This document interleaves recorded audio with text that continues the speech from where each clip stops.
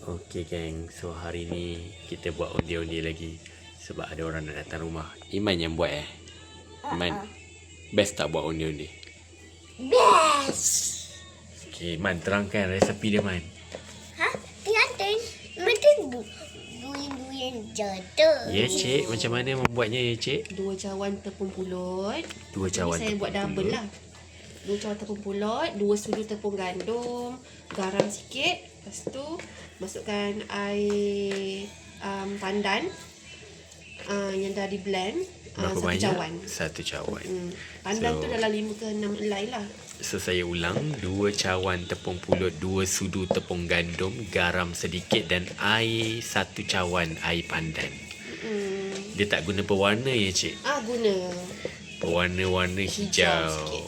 Bagi nampak ceria lah. Sebab pandan saja dia tak estetik. So tambahlah pewarna. Oh, Ni dah jadi dah. dah jadi dah. Kejap lagi kita akan bulat-bulat. Lepas tu kita letaklah gula Melaka. Ya, gula melaka tu pecah-pecahkan. Senang tak? Dah jadi. Inilah kuih londe-londe. Tapi kurma selalu gaduh dengan onde-onde. Kenapa kurma gaduh dengan onde-onde Man? Sebab nanti dia dah diak saja. Oh, kurma marah sebab onde-onde terlalu manis. Tambah tepung lah. Ni ya. Macam lekit. Lekit ke? Itu tak macam ni kan? Ya, tengok geng. Ni kalau dia masak, dia nak tukar-tukar geng. So, biasalah kalau masak kena adjust. Tepung apa ya nak tambah? Tepung pulut lah. Tambah tepung pulut. Sikit je. Sebab ni macam lembik sangat. Dengar tu. Kalau lembik kena tambah. So sebenarnya kena agak-agak resepi kena dahaka sikit.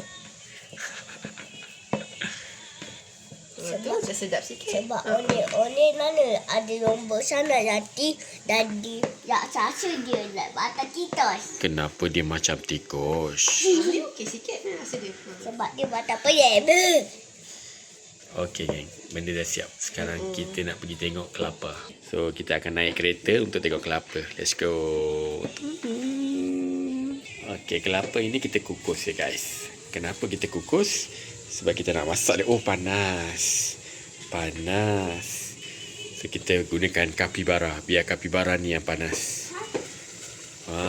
Letak garam sikit. Kita akan kukus. Tadi saya cakap kat abang tu, Abang Aceh, saya nak yang warna putih je. Alhamdulillah dia bagi warna putih je. Oh. Okey, kejap lagi kita lihat kejadiannya. Tapi sebenarnya awak dah tengok kan video hari tu? Itu je lah.